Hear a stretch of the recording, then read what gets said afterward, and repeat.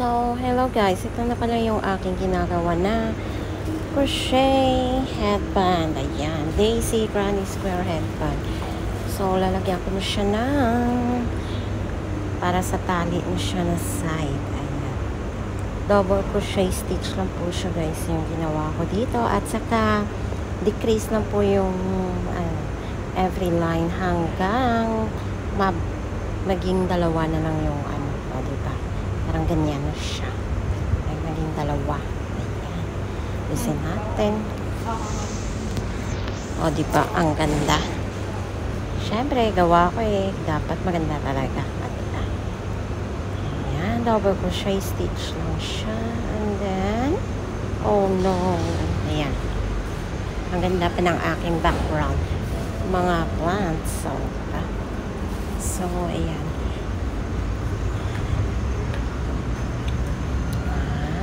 Ganda kasi nga nag-live ako, so wala nang yan na lang yung aking video. Oh wait, parang may mali. Kailangan pa ng 1 double crochet stitch pa. And then sa next na chain na lang din ng 2, and then decrease pa tayo ng 1 sa next. And skip natin yung isang hole o butas, and then mag double crochet stitch po.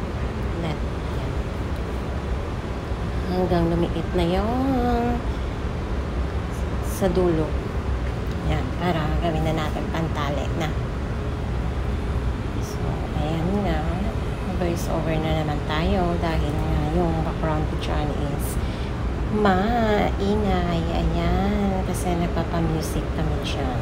So, voice over ko na nga lang. So, ayan.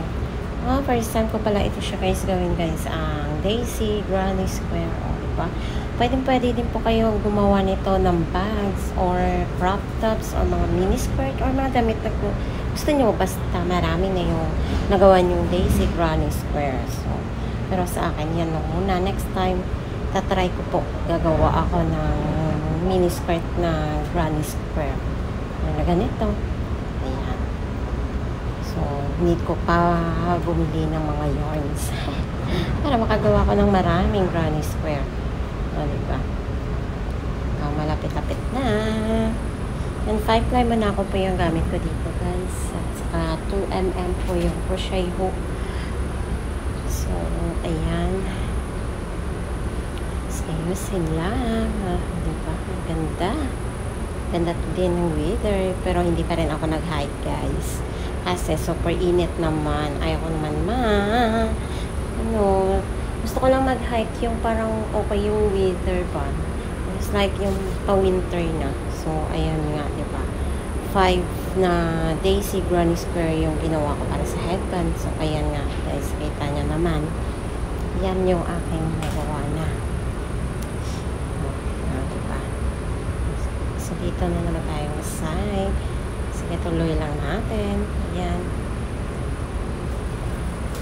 Continue natin yung double crochet stitch lang pa rin. Pero ang ganda ng color combination, diba? Wala kasi kaya ako guys color green na yarn. Mas maganda din pag color green sana yung dyan sa imbis na brown, mas okay din yung color green sana. Kaso yung green ko na yarn is 3 ply muna ako yun. So parang hindi siya bagay kasi manipis yun. At saka ito kasi kinagamit ko is 5 ply muna ako po. Ayan muna. At ito muna yung aking ginawa. Practice muna. Ayan. Masasanay din at magiging mabilis din ang paggawa.